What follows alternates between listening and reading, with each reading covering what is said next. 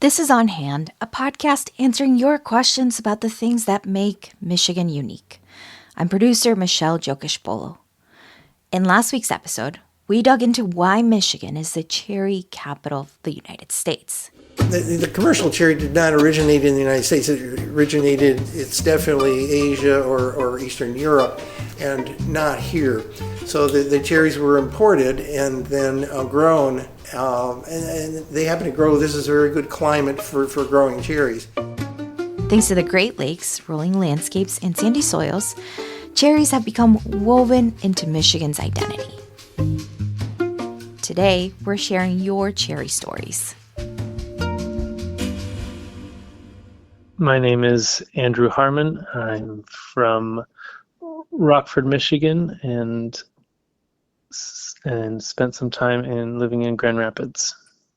I remember my grandparents retired from living in Metro Detroit. Grandpa worked for Ford, but they retired up in Lake Ann, up near Traverse City.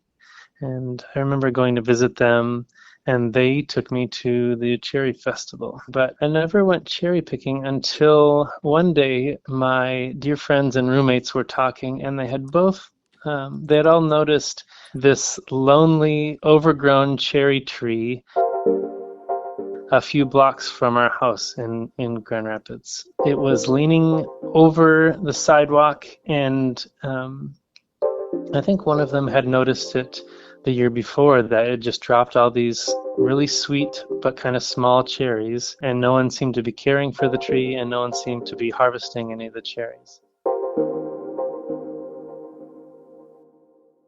One day we decided to go over and see what cherries we could pick, and this cherry tree was probably twice as tall or more than it should be in terms of cultivating cherries.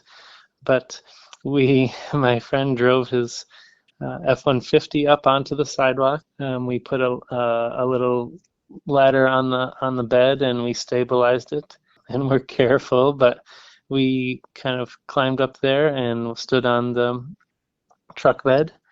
Wait, do you remember how tall it was? I don't know how tall it was. I think on top of that truck and ladder, we were probably, reaching up to 10 feet tall, and it must have been 25 to 30 feet tall, and we're able to pick, oh goodness sakes, like maybe 25 to 30 pounds of cherries. We collected them in a few big bags, and then into a big kind of flower crate.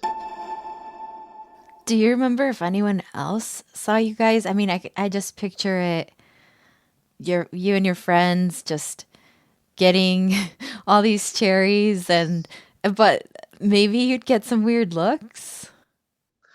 Yeah, I mean, it was a very urban setting. It was right on a property line, kind of between this corporately owned land and a house. Yeah, I remember people walking by and smiling or asking what we were doing. But it was a pretty quiet street.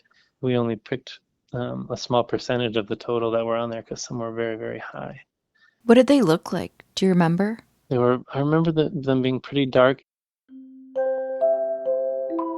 They stained my fingers so fast when I was picking them. But they were also pretty small. They were kind of cute and small, and I think kind of the bigger the tree grows, if you don't keep it trimmed, the tree's putting more energy into growing more fruit and more seeds, but there's less kind of cherry flesh on the seeds. So they were small.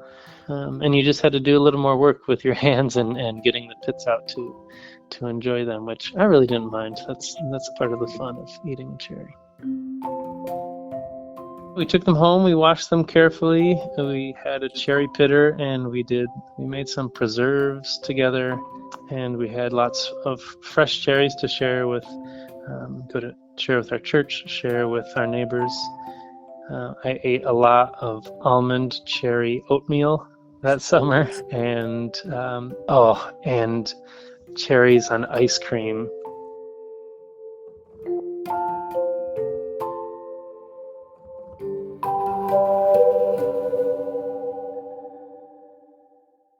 Did you ever go back to that tree after that time? We only did it once, and then I don't think we did it the next season, and then the next season it was gone. I think the property owner cleaned up a few and removed a few of the trees from to kind of clean up the boundary between the building and the sidewalk.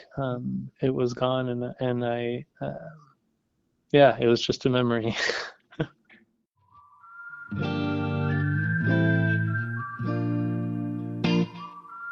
I just think of the whoever planted it or however it got there. It grew very well and it was pretty healthy. It had lots of cherries, but then kind of was left forgotten, and then was able to provide some food for the birds, for the ground, for me and for my friends and neighbors.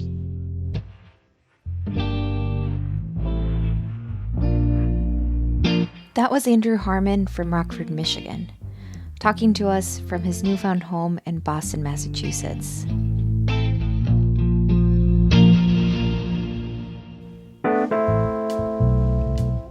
What's your Michigan story? We'd love to hear it, and your questions too. There's a link to the story submission form in the show notes. The form will tell you all about what stories we're looking for next. And if you'd prefer to call or email, I'll leave our phone number and address in the show notes just for you. Thanks for listening. We'll be back in your feed next week.